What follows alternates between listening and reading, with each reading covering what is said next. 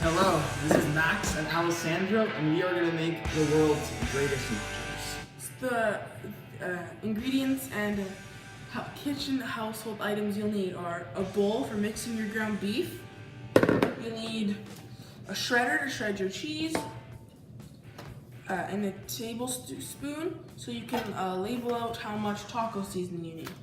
You also need ground beef. You'll need chips.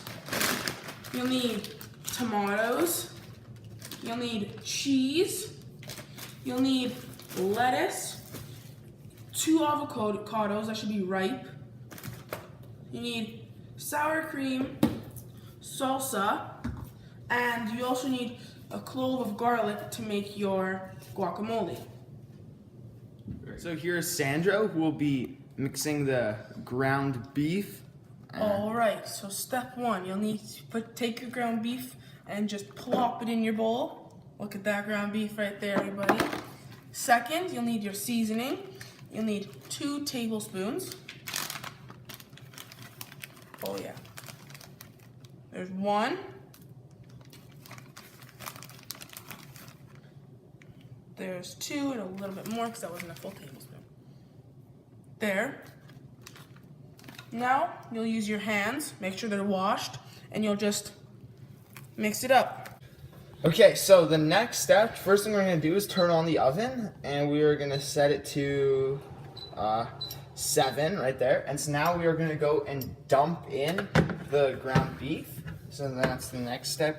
Okay, so now we're going to move it around and kind of mix. So we are now done with cooking the ground beef and is now ready. So first things first, we are going to turn off the stove and we're going to like move it over here just to let it cool down a bit. And now we're going to move on to the next step.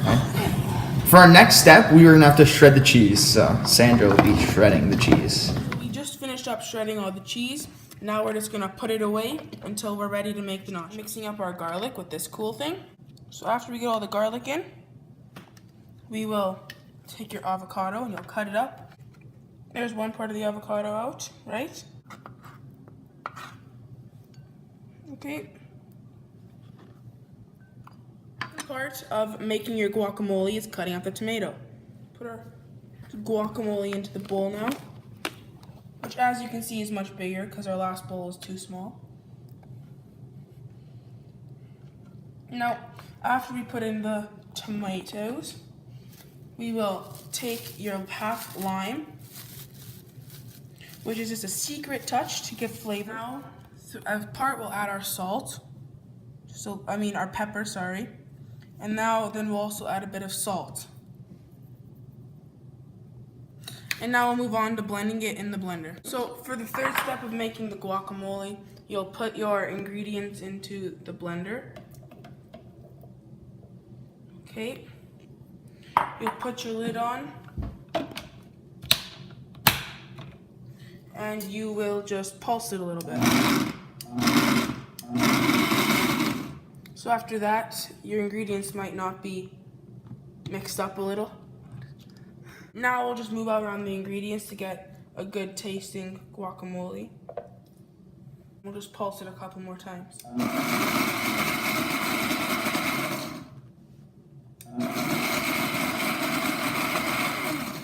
So now we'll just stir it up again. So now we'll just scoop out all the guacamole. Here we have the chips. So what we're going to do first is we're going to spread the chips on here. Now we'll be using the other bag of chips. So there we go. It looks good. So now we're going to be adding the ground beef to it. So okay, so that's enough. Seems good. Okay, and so now last thing we're going to do is put on the shredded cheese. Okay, so now we're done with the cheese and the ground beef and the tacos. Now we are going to go and put it in the oven for around 3 minutes and 25 seconds. So now first thing we're going to have a convect bake for 350 degrees. So now let's start. And so we're basically just going to be preheating the oven now. Okay, so here we have our tomato, which we just cleaned and took the stem out of. So now we are going to cut it.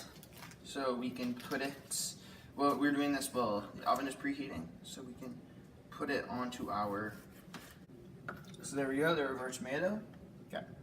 Now we are also going to cut the lettuce for a finishing touch in our nachos. And that is your shredded lettuce. Now we're going to go on and move to putting the nachos in the oven. Nachos. Well, the oven is preheating, and we're also going to be putting some lettuce on here.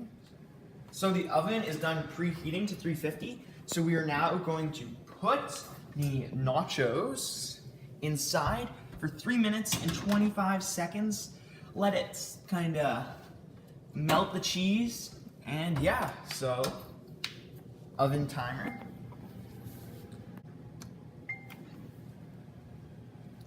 Okay, video.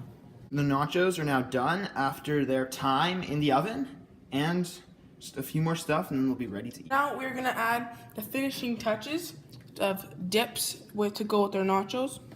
We already have guacamole made. Now we're going to pour our sour cream and salsa into bowls. Now we have finished making our nachos.